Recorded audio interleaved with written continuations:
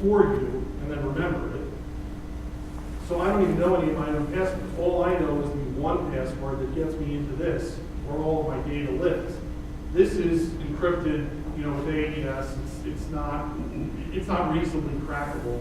So you're putting yourself in a position when you use this that though you can't prevent any one of those passwords from being stolen in a data breach, it doesn't matter. You're not reusing the same password over and over. I mean, first of all, the passwords are 20 digits long or whatever, so they're difficult to get in the first place. Even if one of them, even if you do get one of them, it doesn't matter.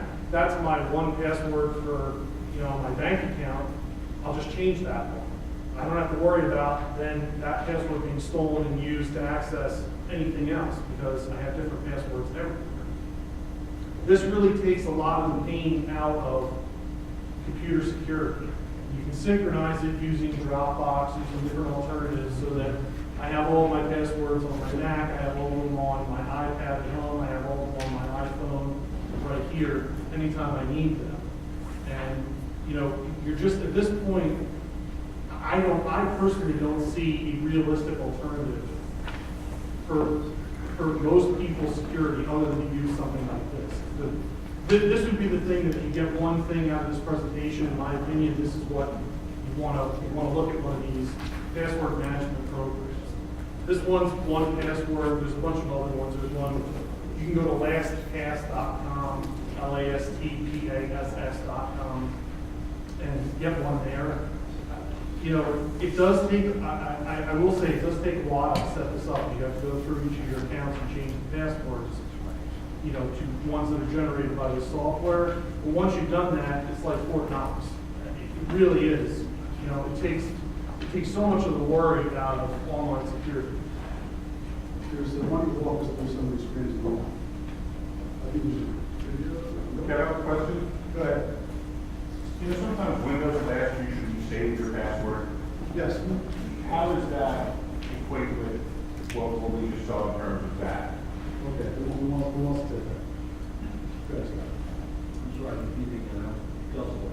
That's all right. Windows can save your passwords. right. You do that. No, Why not? no, because there are more viruses and pieces of malware that go. So Windows stores that in frequently what's called a landman hash, which is just this really lower level of encryption, and stores it in the Windows registry. So all those viruses need to do is, boom, access the Windows registry, dump that list of passwords out. It calculates through them real quick, and now it knows every single one of your passwords. Our forensic software uses that exact method to go in and defeat a whole list of passwords. So yeah, you don't ever want to use the browser to store your password or Windows to store your password, unless it's something you absolutely care nothing about and would broadcast it on a billboard. Then by all means, put it in one of the Windows products. It's almost as fast. Well, this is an example of a screenshot from one password where it's generating the password for you. You can see that next to the right of the cursor there, that highlighted text is the generated password. It tells you, it gives you options for all kinds of different things that you can do with the password. Here are digits, which is the number of numbers you're going to put in there, symbols, the number of plus, dollar sign, all that. You can have as many of them as you want. You can have a pronounceable password, so it'll do something like battery horse staple, whatever. Or you can just have one of these gobbledygook passwords, like that's L2_N, left bracket, H, right parentheses, all that. You can tell it how long you want the password to be, because you'll run into online, you're using one of these things, and you're going into creating a password. It seems to be like every computer system you go into has a different requirement for what a password has to be. I'm sure that you've dealt with making passwords where it says this isn't complex enough, or you can't use your own name, you can't use your birthday, whatever, things like that. Sometimes, for example, you can't use a symbol on a password. So you just tell one password, all right, generate me a password that doesn't have any symbols in it. And that's what it looks like, and then you just put in there, right, there you go. And it generates different passwords for you, so you don't have to sit there thinking that what's a clever password. It's just gobbledygook. you enter that into whatever your, you don't, there was that, do I want to save the password? You don't have to do that, but this is their browser that's built into 1Password, so you don't have to worry about it with that, but you can see, there's just going to be a button right there. It's up there. It looks like one key up there. Now that's an older version. It looks like a little lock now. That's what you see in your browser. All you have to do is click on that, and it'll say, anytime I go to anywhere I have an account, I just click on that button, and it says, okay, you want to use your password for whatever this website is, and I click on it, it types it in for me, and you're good to go. If you get the website and it will not let you put in a password longer than 12 characters, if it is all possible to use an alternative to that website, do so. Because that site is restricting you from making a password that's too secure for their servers to crack. 12 is the magic number. So from 14 on up, you're good. But if you try to enter a long password, and it restricts you to 8, that's absolutely ridiculous. That can be defeated on a desktop computer and everything. Here's an example, textual example of a study that was done on how long it would take to defeat cell phone passwords. A device that uses a 9-digit numerical passcode would take 2.5 years to try out possible combinations. And that's because of the escalating delays that iOS imposes when you enter the wrong password. On the other hand, the 6-character passcode that mixes numbers and lowercase letters, 5.5 years. 4-digit numerical passcode, you're done. Elementary. So if you're using a 4-digit passcode on your phone, easily defeated. I want to go ahead to the next section. Well, in fairness, the 4-digit password on your phone is But it's better than nothing. Well, many people, if you give them the option, will just choose nothing. Yes. We haven't talked about social media, we're going to do so briefly. Only to point out that increasingly, as we become a social media culture, where everything goes online, people, especially, I say this, I don't have a Facebook page. I don't use Twitter. I don't do any of it. And notwithstanding my background, I just, maybe that bypassed me, I don't know. But I know the rest of the world lives on Facebook, etc. And sometimes people forget that there's that Facebook, what goes on Facebook, has real world consequences for them. So you can post something under a personal account, and it may reflect on you professionally. And there have been a number of disasters that have occurred to professionals and non-professionals alike because of what they posted on their social media sites that have later been used to denigrate them or have had direct professional consequences. Warren Buffett said it takes 20 years to build a reputation and 5 minutes to ruin it. You can do that easily. Segue into X1 social discovery. Scott, what is it? So X1 is a tool we use Go ahead. X1 is a tool that we use to capture and enumerate social media sites. Go live here.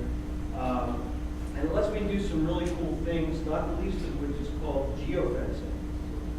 So with social media, I can capture any public-facing social media site that is in YouTube, Twitter, Instagram, Tumblr, and Facebook. If I have the credentials for an account, I can capture everything in the account. If I am friends with that person with my account, I can capture everything that a friend would see. So that the uses for attorneys to capture for posterity the entire contents of the site is obvious. I can also detect changes over time. If I keep a site indexing and I just let it run in the background, I will see all the programs that have posts that have been deleted, all the comments that have been made, changes that have been made to the comments. But perhaps the most interesting thing that I can do with this is called geofencing. And with geofencing, I can use either Facebook or Instagram. I can I can take this our location here where we're at, and earlier in the day I dropped a geofence over it. You can see right here. That's been set up and running, and that is going to capture every Instagram post. If it happens right now, it'll pop up to the top of the list. Real useful when you have an area that you want to monitor communications in and the like. But if I'm looking at employee conduct, and I can see who's posting things from here at the fire academy. So this was posted by one of the gentlemen in the picture on November 30th, who was at the Military Sealift Command Firefighting School. Do you think that might interest the people who run the Military Sealift Firefighting School? Product liability, anything where intelligence and background of what's going on in an area and what individuals are posting. I could drill down even further and see everything that Sam LePage has posted publicly on his site. Again, I can't stress enough, this is a public posting. He opted to make this available for everyone. Then we just, to see the exact accuracy of it, what he got here, and had Sean just sit in the front row and make a Twitter post. Just, we're starting a class here. And it's the next post that popped up. Happened almost immediately after he typed it. So again, you're in a situation where you want to monitor activity that's going on outside. You want to see if perhaps there was a witness outside of a location where you were at. Drop a geofence on that location. You can see everybody that tweeted that frequents that location and may have captured interesting information. So that's a real quick run through. It also does web pages. You can pretty much put any URL in there and it'll drill down as many levels as you like. That's a very powerful tool that can be used to extract a lot of information about companies, about individuals, and it's all public. It's not that you're violating anyone's privacy. It's already out there. It's just when people think that they're anonymous, well, maybe not. And there are good examples of people that have gotten themselves into hot water. This was Justine Sackler, the former head of corporate communications for IAC. Got on a plane going to Africa. She tweeted this, hope I don't get AIDS, just getting on white. By the time she landed in South Africa, she was fired. On the plane, she didn't know it, landed, was fired. New York police officer last month, someone sent him a Facebook exchange that referring to the mayor of Newark, Ross Baraka as a gorilla. The lieutenant said, exactly, exclamation, exclamation, exclamation, exclamation. That's all he said. He's no longer a lieutenant of the Newark Police Department. Judicial clerk, probably remember this from over the summer, commented, clerk in Middlesex commented on the death of a state trooper who was involved in an automobile accident. She said, not that sad, certainly not tragic. Troopers were probably traveling at a dangerously high speed, et cetera, et cetera, et cetera, et cetera. She no longer, her judicial clerkship ended prematurely. Real world consequences. A U.S. attorney and a group of U.S. attorneys in New Orleans who began posting about cases anonymously in New Orleans until it was discovered that they were revealing, they were using pseudonyms from one of the real names. They were disclosing confidential information. They were denigrating the defense bar and judges, and eventually they were exposed and fired. And the New Orleans U.S. attorney for that district resigned. All right, what you can do. These are the takeaways that you walk out the door and say, okay, I need to do this. Show them good. Let me just start by apologizing because this is going to be repetitive to things you've already heard, but I have been told that it takes a minimum of some number, what is it, 6, 7 times, that the person has to hear information before they actually take it. Number one, use encryption everywhere, especially on mobile devices.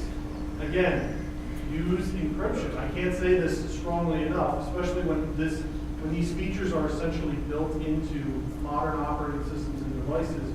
All you have to do is turn them on. There's no excuse for not doing it. And if you end up in a situation where you lose a device or a client's information is somehow compromised, it's not going to look good for you if you didn't tick the box that enables encryption. There's just no reason not to do it. Use the password manager, we talked about that. I mean, really, just please, go on the internet, look up LastPass, look up 1Password. I understand it's a lot of work to get it set up, but you will psychologically feel a weight off of your shoulders, I think, when you're done with it, because I think we all kind of just were aware of the risks associated with digital technologies, and you just kind of put it in the back of your mind. I at least had anxiety about it until I set this up. I feel better, and I don't have to worry about my passwords being compromised by account number. Yeah. So, quick question, with those, like, one password, whatever, to change the user ID to it, or is it just, No, just, well, most now, your user ID is usually your email address, most of your accounts. No, it doesn't change. It'll record what your user ID is so that it can fill it in for you. Usually what happens is the first time you log in, it says, you want to save this password? You say, yes. It'll just fill it in for you after that. You can replace, you log in the first time, it'll grab your username, your old password, and then you generate a new password, and it'll catch that you changed your password. It'll say, you want to update the login for, www.cnet.com? You'll say yes. My position on links and emails is just don't click. There's never any reason to click on a link in an email. I don't care if you get an email that you are 100% sure is from your bank. Just don't click on the link. You know what bank you use. Just go to their website. Open up your web browser and type in www.bbnt.com. Go there that way. There's no possible way that you can then have one of these situations like Kevin described, where somebody puts a nefarious link in that looks legitimate, and you think you're good. You think you're good enough at figuring out which ones are the good ones, which ones are the bad ones. There's just no reason to do it. I don't click on links in emails, and I'm fairly sophisticated at knowing which ones are good and which ones are bad. Just don't do it. For businesses, this is some proactive advice. So if you're counseling a business about what they should be doing in this, before their breach, they want to establish data security policies. They want to establish some kind of breach notification policy, some kind of risk assessment policy, and give them out to their employees. And this is the same kind of thing that you would see, that you would do with a policies and procedures manual. Give them out, get receipts from people, and just create a paper trail so that you know later, if there's a breach, God forbid, you can at least point to the fact that you took reasonable precautions beforehand. It also gives you, when you have data security policies, it also gives you a roadmap, because when you have a breach, you're going to be panicking. You're not going to be able to think clearly about what are all these steps I need to follow right now. So if you've already gone through while you were clear-headed about how you're going to handle things, you have a Bible to refer to during this moment of panic. Thoroughly secure mobile devices. It's interesting because a lot of services, we've had a problem in our firm where we told people over and over again, you have to use a PIN code. You have to use a PIN code. You have to use a PIN code. People just weren't doing it. There are server-side mechanisms lots of times that as soon as you connect your iPhone, say, to your corporate email account, you're not just getting your email.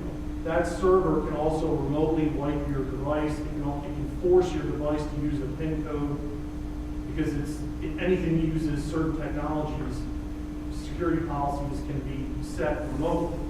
So anytime you have users that are using mobile devices, set up those server-side policies. Have your tech guys set them up so that you don't have to say to your users over and over again, use a PIN code, use a PIN code, use a PIN code, and then be worried that they're not doing it. You know they're doing it because as soon as they use the device, they have to.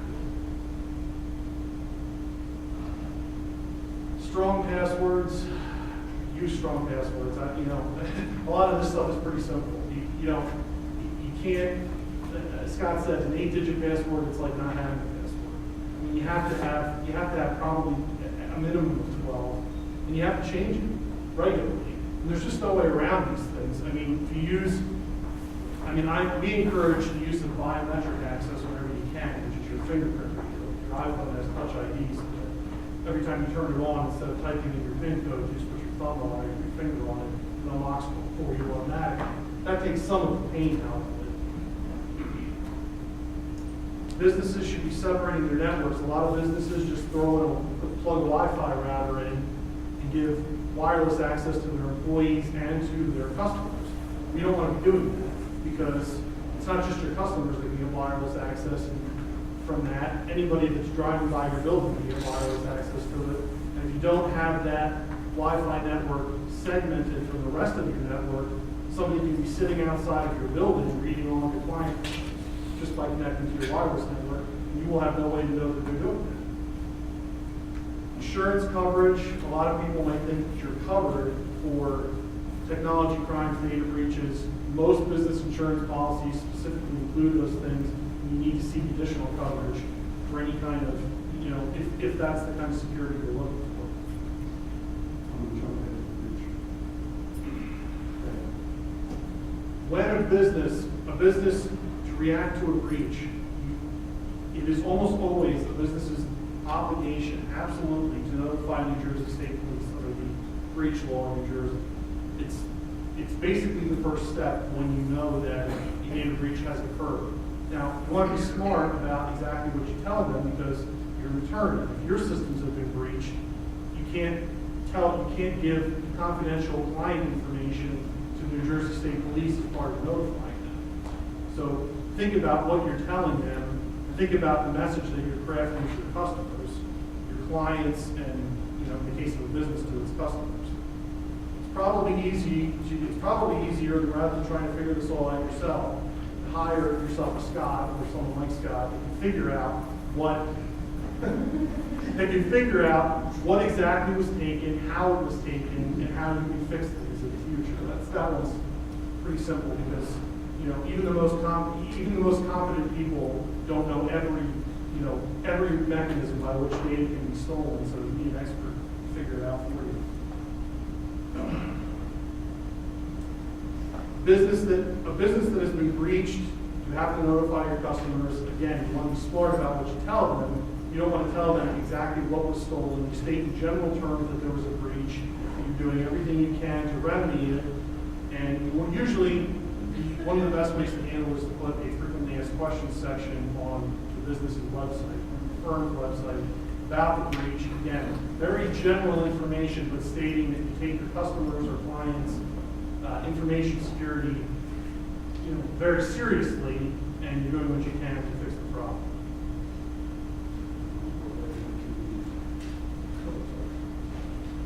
Obviously, it seems pretty obvious. It seems pretty clear that you need to harden your systems against whatever this attack was. So, after Scott or one of his colleagues tells you exactly what went wrong, the post-mortem, fix that problem, fix other similar problems. Go back to the proactive things that you should have been doing in the first place and start doing those. Train your staff. Now, as we showed you earlier, an example of an email that was social engineering, where somebody is trying to trick you into doing something. That's where now most of these attacks originate. That's where most data breaches come from. If somebody tricks you into clicking on something you shouldn't, or sending them something you shouldn't, or doing something you shouldn't. That's where most of the danger lives now. So you need to train businesses, law firms, everybody needs to train their staff on what they should be doing so that they don't fall victim to these types of things. That is one of my favorite quotes from one of my favorite historical figures. Ben Franklin famously said, "An ounce of prevention is worth a pound of cure." So fix the problems, fix these issues before they happen, and you will be in a much better place.